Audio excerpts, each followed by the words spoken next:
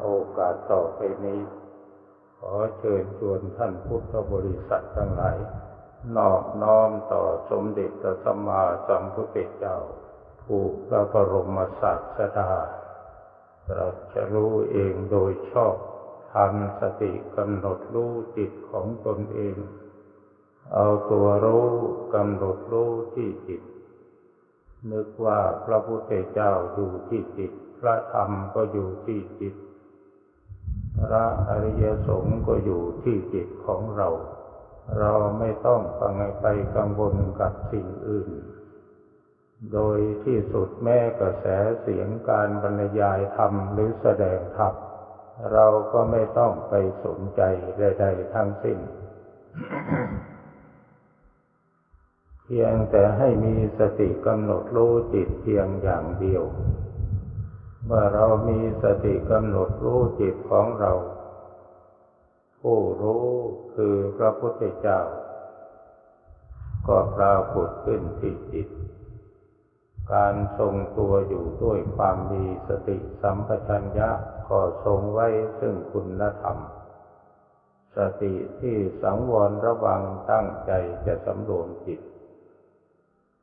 ก็ได้ชื่อว่ามีกิริยาแห่งความเป็นพระสงฆ์อยู่ในจิตดังนั้นเมื่อเรามีสติกำหนดรู้จิตของเราเพียงอย่างเดียวหมดปัญหาที่เราจะไปกังวลกับสิ่งอื่นๆเพราะธรรมชาติของจิตและกายถ้ายังมีความสัมพันธ์กันอยู่ไม่ว่าอะไรจะผ่านเข้ามาทางตาหูจมูกลิ้นกายและใจจิตเขาเป็นผู้มีหน้าที่รับรู้เขาจะรู้เองโดยอัตโนมัติตาหูจมูกลิ้นกายเป็นแต่เพียงเครื่องมือเป็นเครื่องมือของจิตที่จะสื่อสารกับโลกภายนอกดังนั้นเมื่อเราจะปฏิบัติธรรมจึงสำคัญอยู่ที่การที่มีสติกำหนดรู้จิตของเราเพียงอย่างเดียวจิตของคนเราแม้ไม่มีร่างกายตัวตนสามารถรู้เห็นทุกสิ่งทุกอย่างได้แต่พูดไม่เป็นรู้เห็นเหมือนกับคนใบ้รู้เห็นนิ่งๆอยู่เฉยๆแต่ว่าสามารถบันทึกข้อมูลต่างๆเอาไว้พร้อมหมดทำไมจึงไม่พูดทำไมจึงไม่คิดในขณะนั้นกายไม่มีจิตไม่มีเครื่องมือจึงคิดไม่เป็นพูดไม่เป็นสงสัยหรือเปล่าถ้าสงสัยปฏิบัติให้มันไปถึงขั้นนี้แล้วจะหายสงสัย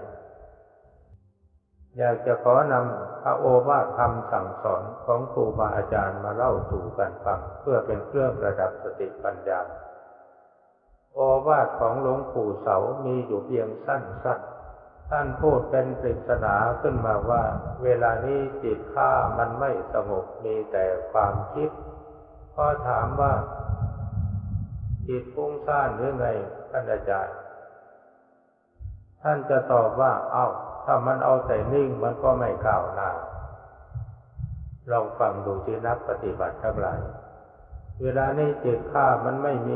ม่สงบมีแต่ความคิดจิตฟุ้งซ่านหรืออย่างไรถ้ามันเอาแต่นิ่งมันก็ไม่ก้าวหน้าไปนอนนั่งคิดนอนคิดตีความหมายของโอวาทครูบาอาจารย์ให้แตกถ้าตีโอวาทของครูบาอาจารย์ให้แตกแล้วเราจะได้หลักในการปฏิบัติสมาธิภาวนาอย่างถูกต้องอันนี้เป็นโอวาทของหลวงปู่เสาฝากไว้สั้นๆแต่เพียงแค่นี้โอวาทของหลวงปู่มั่นถีติภูตังถีติภูตังมีพระเถระผู้หลักผู้ใหญ่เคยถามถีติภูตังของพระอาจารย์มั่นหมายความว่าอย่างไรสมเด็จพระสังฆราชองค์ปัจจุบันนี่แหละก็ทูลตอบท่านว่าสวดมนต์ถวายท่านธรรมัตถิตตาธรรมนิยามตาเพราะความที่จิตตั้งมั่นนิ่งเด่นสว่างไสวธ ธรรมนิจามตาเพราะความที่สภาวะธรรมทั้งหลายมาหมุนรอบจิตคือจิตสงบนิ่งอยู่ในท่ามกลางแห่งกิเลสและอารมณ์แต่ไม่มีความหวั่นไหวตามกิเลสและอารมณ์นั้นๆจึงได้ชื่อว่าถีติภูตังถีติความตั้งมั่นของจิตโดยธรรมชาติของสมาธิภูตังความไหลไปความเปลี่ยนแปลงไปความวิ่งไปของสภาวะธรรมที่เกิดดับกับจิตอยู่ตลอดเวลาอันนี้คือโอวาทของหลวงปู่มั่นโอวาทของหลวงปู่ฟั่นอย่าปล่อยให้จิตมันว่างอย่าปล่อยให้จิตมันว่างความหมายของท่านตีความหมายว่าอย่างไรบางท่านอาจจะว่าไม่ปล่อยให้จิตว่างนี่มันจะต้องคิดต้องสวดมนต์ต้องท่องอะไรอยู่ไม่หยุดไม่หย่อนอย่าไปเข้าใจเช่นนั้นคำว่าอย่าปล่อยให้จิตมันว่างนี่หมายความว่าให้มีสติกำหนดรู้จิตอยู่เพียงอย่างเดียวเท่านั้นทำไมหนอท่านผู้นี้จึงสอนว่าอย่าทำจิตอย่าปล่อยให้จิตมันว่างแล้วให้มีสติกำหนดจิตท่านเอาความรู้และหลักฐานมาจากไหนในเมื่อมองไปในหลักปริยัติมีพุทธภาษิตที่ทรงตรัสไว้ว่าเอธาปัสสัตติมังโลกังจิตตังราชรถูปมังยถาภาราวิสีดันตินัตถิสังโฆวิจารตังเยจิตังสัญญเมตสันติโมกขันติมารบันธนาสูทั้งหลายจงมาดูโลกนี้อันวิจิตรบรรจงดุจราชรถทรงของพระราชาที่พวกคนเขาหมกอยู่แต่ผู้รู้หาข้องอยู่ไม่ผู้ใดจักสำรวมซึ่งจิตผู้นั้นจักพ้นจากบ่วงแห่งมารชัดเจนหรือเปล่าอย่าปล่อยให้จิตมันว่างคือมีสติสำรวมจิตอยู่ตลอดเวลาผู้มีสติสำรวมจิตผู้นั้นจักพ้นจากบ่วงแห่งมารนี่หลวงปู่ฟั่นท่านอาศัยหลักฐานตามพุทธโอวาทตอนนี้ทีนี้หลวงปู่เทศสมาธิในฌานมันโง่สมาธิในอริยมรรคมันฉลาดสมาธิในฌานจิตสงบนิ่งรู้อยู่ในสิ่งเดียวความรู้อื่นความเห็นอื่นไม่ปรากฏขึ้นเป็นสมาธิแบบอารัมมณูปนิชฌานเป็นสมาธิในฌานสมาบัติทีนี้สมาธิในอริยมรรคมันฉลาดคือจิตสงบนิ่งลงไปนิดนึงความรู้ความคิดมันเกิดขึ้นมาฟุ้งขึ้นมาอย่างกระน้ำพุทีนี้ในเมื่อความรู้ความคิดมันเกิดขึ้นมาแล้วมันจะเป็นสมาธิได้อย่างไรความคิดคือวิตกใช่ไหมสติที่รู้พร้อมอยู่ที่ในขณะที่จิตเกิดความคิดคือวิจารณ์ใช่หรือเปล่าในเมื่อจิตมีวิตกวิจารณ์ปีติและสุขมันก็ย่อมบังเกิดขึ้นสมาธิในวิปัสสนานี่อาศัยองค์ฌานคือวิตกวิจารปีติสุขเอกคตาเหมือนกันกับสมาธิในฌานสมาบัติแต่ต่างกันโดยที่ว่าสมาธิในฌานสมาบัติไม่เกิดภูมิความรู้เป็นแต่เพียงทำจิตให้ละเอียดจนกระทั่งเกือบจะไม่มีอะไรเหลืออยู่แต่สมาธิในอริยมรรคนี้พอจิตสงบนิ่งลงไปปั๊บบางทีก็รู้สึกแจ่มแต่ความคิดมันผุดขึ้นมาแบบรั้งไม่อยู่ซึ่งนักปฏิบัติบางท่านเข้าใจว่าจิตฟุ้งซ่านอย่าไปเข้าใจจิตบางทีก็จิตสว่างแล้วก็เกิดเห็นโน่นเห็นนี่ทางนิมิตขึ้นมาเมื่อจิตเลิกรู้เห็นนิมิตแล้วก็มาเกิดความภูมิความรู้ความคิดขึ้นมาอย่างกระน้ำพุอีกเหมือนกันอันนี้เป็นสมาธิในอริยมรรคซึ่งเรียกว่าสมาธิวิปัสสนา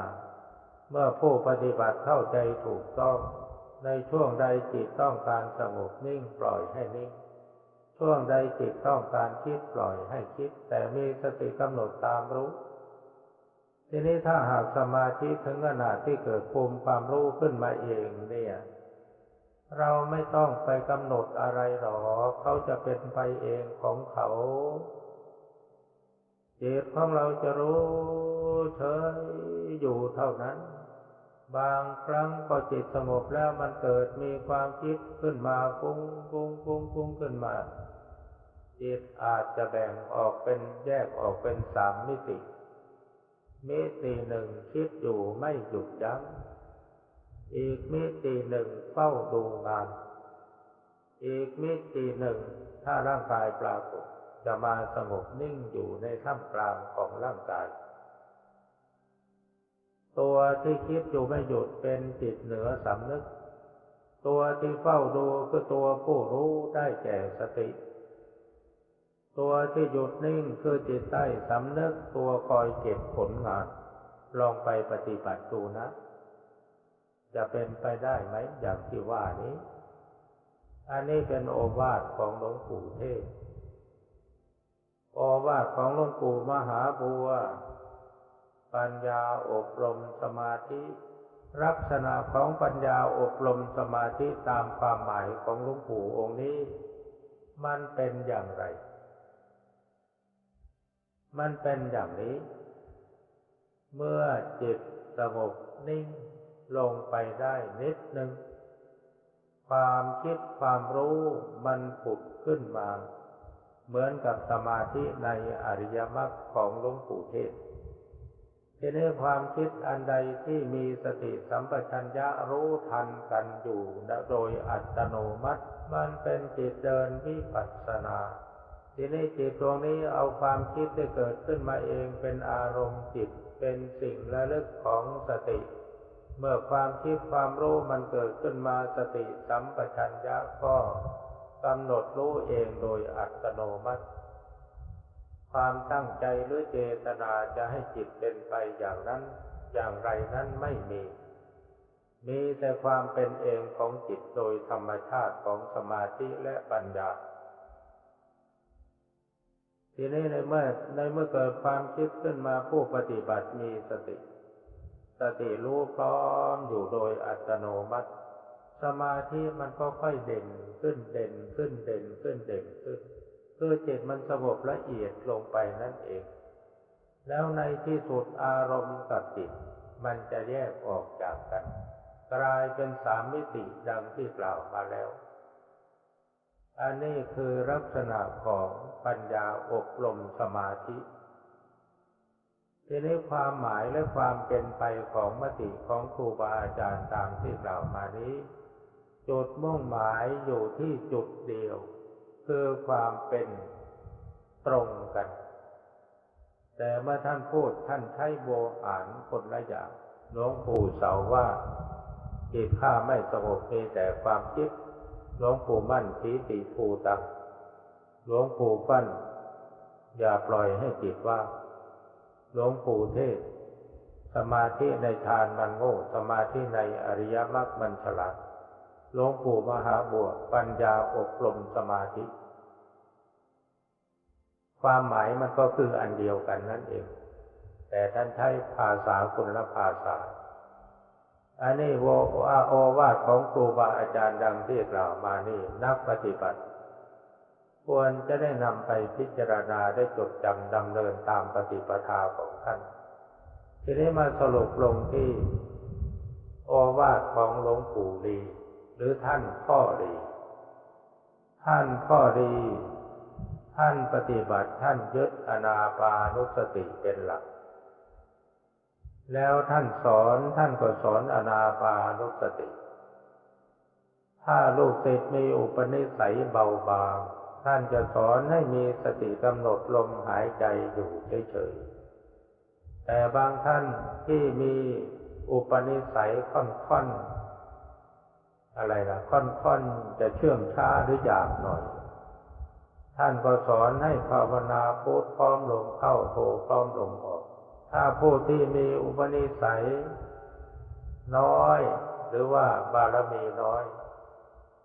ท่านก็สอนให้กำหนดลมหายใจแล้วนับหนึ่งสองหายใจเข้านับหนึ่งสองหายใจออกนับหนึ่งสองหายใจเข้าหนึ่งสองสามหายใจออกหนึ่งสองสาม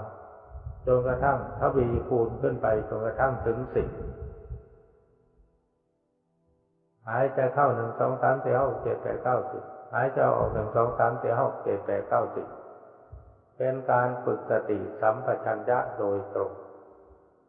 เมื่อจิตสงบลงไปแล้วการนับมันก็จะทิ้งไปเพราะการนับมันก็เหมือนบริกรรมภาวนานั่นแหละทีนี้เมื่อมันทิ้งการนับแล้วมันก็จะไปรู้อยู่ที่ลมหายใจเพียงอย่างเดียวเท่าที่เล่ามานี่เป็นโอวาทของครูบาอาจารย์เกร็ดเล็กเกร็ดน้อยเท่าที่สามารถจำได้เรามาคิดอย่างนี้ดีไหมล่ะตั้งแต่พระพุทธเจ้ายังไม่เกิดขึ้นในโลกสมเด็จพระสัมมาสัมพุทธเจ้าเราเนี่ยท่านเอายกหนอพองหนอสัมมาอรหังพุทโธที่ไหนมาท่องนั่นเพราะพระพุทธเจ้ายังไม่เกิดขึ้นในโลกคำพูด3 คำนี้มันก็ยังไม่มีดังนั้นพระพุทธเจ้าท่านก็ไม่มีคำที่จะท่องท่านจึงเอาลมหายใจเป็นอารมณ์ดังนั้นท่านพ่อของเรานี่ก็ยึดลมหายใจมาสอนลูกศิษย์ลูกหาเป็นส่วนใหญ่ครูบาอาจารย์ที่ย้ำสอนให้กำหนดลมหายใจเนี่ยแสดงว่าท่านมีความรู้ความฉลาดในการปฏิบัติมีประสบการณ์มากมายโดยเฉพาะอย่างยิ่งประสบการณ์ของท่านมันอยู่ตรงที่ว่าเมื่อจิตหยุดพิจารณาหยุดบริกรรมภาวนาจิตว่างอยู่เฉยๆแล้วจิตจะไปรู้ลมหายใจเพราะฉะนั้นท่านพอดีท่านจึงได้ยึดหลักนี้พระพุทธเจ้าก็กำหนดรู้ลมหายใจจนกระทั่งได้สมาธิไปตามลำดับขั้นตอนปฐมฌานทุติยฌานตติยฌานจตุตถฌานเสร็จแล้วก็วกเข้าไปสู่สัญญาเวทยิตานิโรธเข้านิโรธสมาบัติไปสร้างพลังจิตอยู่ที่ตรงนี้เมื่อสร้างพลังจิตพร้อมแล้วจิตเปล่งบานออกมาอีกครั้งหนึ่งสามารถแผ่รัศมีคลุมจักรวาลทั้งหมดทำให้พระองค์ตรัสรู้เป็นโลกวิถูผู้รู้แจ้งโลกคือรู้นรกรู้มนุษย์รู้สวรรค์ท่านอ่านคัมภีร์มามากแล้วพูดย่อๆเพียงแค่นี้คือท่านรู้โลกนรกโลกมนุษย์โลกสวรรค์รู้ปุพเพนิวาสานุสติญาณจตุปปาทญาณอาสวัคคยญาณในขณะจิตเดียวตั้งแต่ปฐมยามแล้วก็รู้ในขณะที่จิตอยู่ในสมถกรรมฐานเพราะในช่วงนั้นร่างกายตัวตนของพระองค์ท่านหายหมดยังเหลือแต่จิตสว่างไสวอยู่เหมือนดวงอาทิตย์แผ่รัศมีคลุมโลกสว่างไสวทั่วไปทำให้พระองค์ตรัสรู้เป็นโลกวิถูเมื่อตรัสรู้เป็นโลกวิถูแล้วก็บันทึกข้อมูลต่างๆโดยอัตโนมัติเมื่อจิตถอนจากสมาธิมาพอรู้สึกว่ามีกายก็มาพิจารณาทบทวนสิ่งที่รู้นั้นซ้ำเติมอีกทีหนึ่งเรียกว่าเจริญวิปัสสนาพระองค์พิจารณาปุพเพนิวาสานุสติญาณจบลงในปฐมยามจตุปปาทญาณจบลงในมัชฌิมยามอาสวัคคยญาณจบลงในปัจฉิมยามเมื่อพิจารณาจบลงแล้วจิตรู้แจ้งเห็นจริงยอมรับสภาพความเป็นจริงอรหัตมรรคญาณบังเกิดขึ้นตัดกิเลสอาสวะขาดสวะบั้นไปในปัจฉิมยามจึงได้พระนามว่าอรหังสัมมาสัมพุทโธภควาพระผู้มีพระภาคเจ้าเป็นพระอรหันต์ดับเพลิงกิเลสเพลิงทุกข์สิ้นเชิงตรัสรู้ชอบได้ด้วยโดยพระองค์เองด้วยประการฉะนี้การตรัสรู้ของพระพุทธเจ้าเกิดขึ้นตั้งแต่ปฐมยามแล้วก็ตรัสรู้ปุพเพนิวาสานุสติญาณจตุปปาทญาณในขณะจิตเดียวตั้งแต่ปฐมยามแล้วก็รู้ในขณะที่จิตอยู่ในสมถกรรมฐาน รู้อย่างไม่มีภาษาสมมติบัญญัติเพราะจิตไม่มีตัวพูดไม่เป็นคิดก็ไม่เป็นเมื่อจิตถอนจากสมาธิมาแล้วมาสัมผัสรู้ว่ามีร่างกายจึงได้มาทรงพิจารณาทบทวนสิ่งที่รู้เห็นนั้นตามลำดับยามจนกระทั่งถึงสว่างจึงได้สำเร็จเป็นพระอรหันตสัมมาสัมพุทธเจ้าอันนี้ขอเสนอมติความคิดความเห็นไว้ให้นักปฏิบัติทั้งหลายได้ช่วยกันพิจารณาถ้าหากสมมติว่าท่านพิจารณาดูความตายถ้าเห็นคนอื่นมาตายให้เราดูสัตว์อื่นมาตายให้เราดูเรายังไม่เห็นความตายแต่ถ้าเราเห็นตัวเราเองตายให้เราดูตัวเราเองตายให้เราดูนี่มันตายอย่างไรคือวิญญาณจิตนี่มันวิ่งตามลมออกไปแล้วก็หนีไปลอยเด่นอยู่เหนือร่างกายพอเสร็จแล้วก็มองลงมาดูร่างกายเห็นร่างกายขึ้นอืดเน่าเปื่อยผุพังสลายตัวไปหมดนี่ในลักษณะอย่างนี้จึงจะชื่อว่าเห็นความตายทีนี้เมื่อเห็นคนอื่นตายสัตว์อื่นมาตายให้เราดูนั่นเราเห็นแต่ความตายของคนอื่นสัตว์อื่นในทำนองเดียวกันที่ครูบาอาจารย์สอนเราให้เราพิจารณาพระไตรลักษณ์อนิจจังทุกขังอนัตตาเราก็ไปพิจารณาว่าสังขารไม่เที่ยงสังขารก็คือคนและสัตว์เป็นสังขารที่มีชีวิตจิตใจสังขารอีกอย่างหนึ่งก็คือดินฟ้าอากาศต้นไม้ภูเขารถเรือนสังขารไม่มีชีวิตจิตใจเราก็ได้ไปเที่ยวกล่าวตู่ว่าสิ่งเหล่านั้นไม่เที่ยงเป็นทุกข์เป็นอนัตตาแต่หาได้มองเข้ามาข้างในไม่สิ่งเหล่านั้นไม่ใช่สิ่งที่ไม่เที่ยงเป็นทุกข์เป็นอนัตตานะ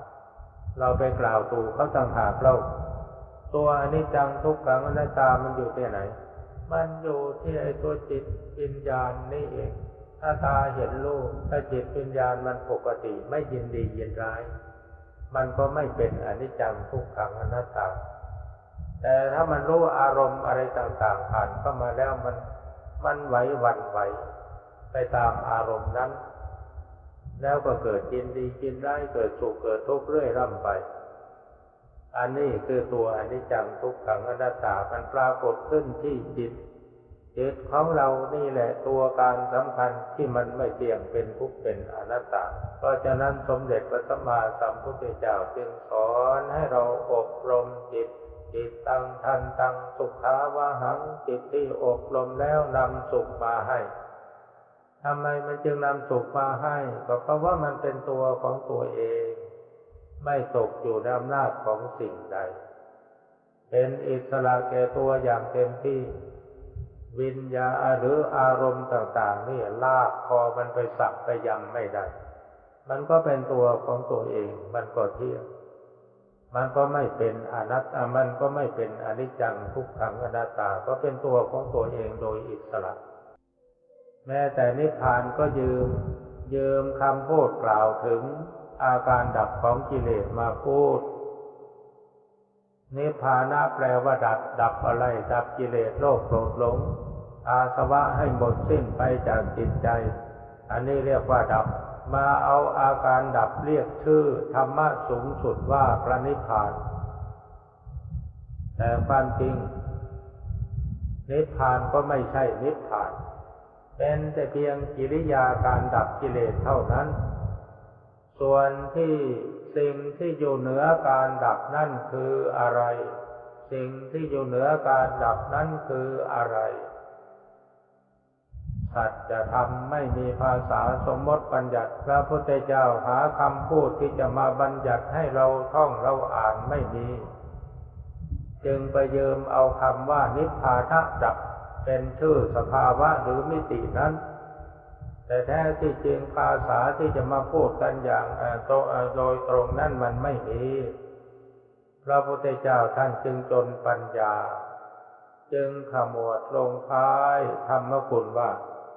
ปัจจตังเวทิตาโพวินยูหิอันวินยูชนพึงรู้ได้ด้วยตนเองชัดเจนไหมอันวินยูชนพึงรู้ได้ด้วยตนเองถ้าใครถึงจุดที่ว่านั้นแล้วรู้ได้ด้วยตนเองแล้วจะรู้ว่า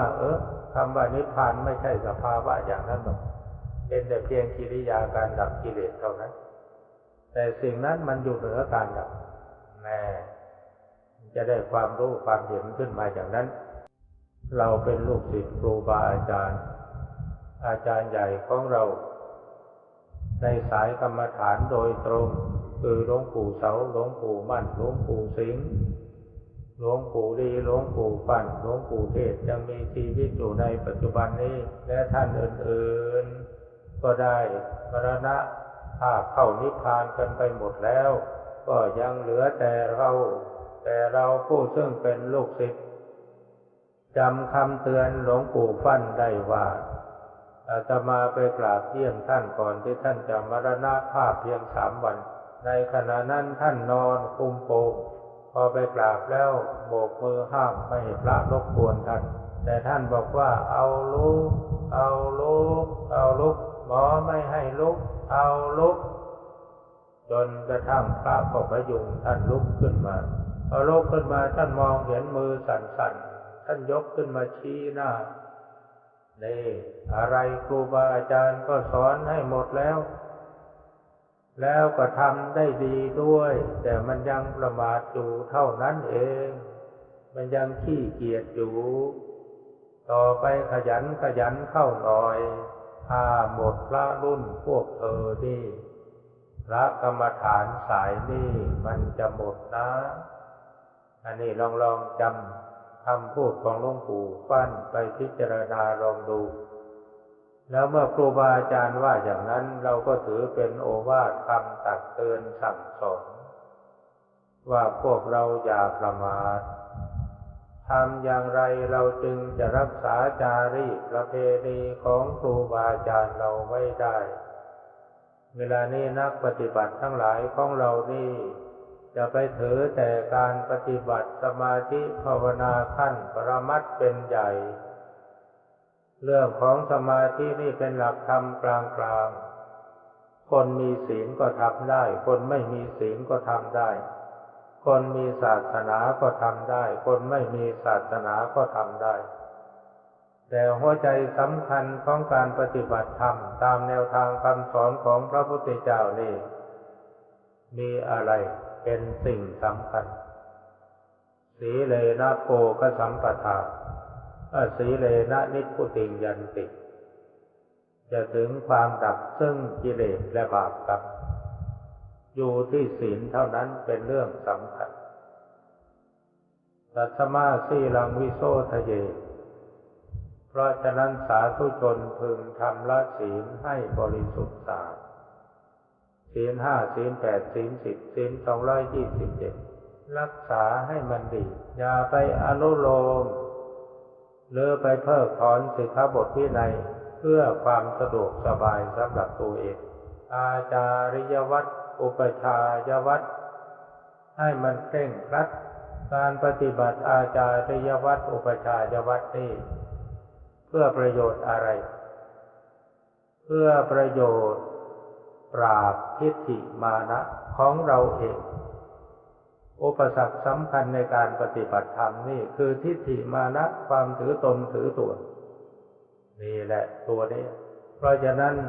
องค์คุณของพระโสดาบันสกายทิฏฐิเป็นตัวแรกที่พระโสดาบันจะต้องตัดขาดตราบใดที่สกายทิฏฐิยังมีกินใจอยู่ไม่มีทางจะสำเร็จมรรคผลนิพพานอุบายวิธีที่ท่านให้มีกิจวัตรอุปชายวัตรอารามิกวัตรอาจาริยวัตรชันตากรวัตรขันธวัตร14 ข้อเนี่ยอันนั้นเป็นหัวใจการปฏิบัติของกรรมฐานทั้งหลายถ้าขันธวัตร14 ข้อนี่ย่อหย่อนแล้วก็เรียกว่ามันจะไกลต่อแนวทางแห่งมรรคผลนิพพานเราจะหันหลังให้ครูบาอาจารย์ไกลไปทุกปีเพราะงั้นศีลเท่านั้นเป็นตัวสำคัญอย่าไปมองข้าม เอาละการแสดงธรรมการบรรยายธรรมถ้าหากว่าจะเป็นประโยชน์แก่ท่านผู้ฟังบ้างตามสมควรขออุทิศเป็นเครื่องสักการะบูชาแด่วิญญาณของท่านพ่อดีซึ่งเป็นบุรพาจารย์ที่เป็นที่เคารพบูชาของพวกเราผู้เป็นศิษยานุศิษย์ทั้งหลายด้วยอานิสงส์แห่งการที่เรามีความกตัญญูกตเวทีเคารพบูชาในครูบาอาจารย์จงดลบันดาลจิตใจของเราผู้เป็นศิษยานุศิษย์ให้เข้าถึงคุณของครูบาอาจารย์คุณของพระพุทธเจ้าคุณของพระธรรมคุณของพระอริยสงฆ์คือสภาวะจิตที่มีความรู้สึกสำนึกผิดชอบชั่วดีสภาวะจิตที่มีสภาวะสว่างรู้ตื่นเบิกบานเป็นจิตพุทธะแท้แล้วก็ปฏิวัติตนไปสู่ภูมิจิตภูมิธรรมตามขั้นตอน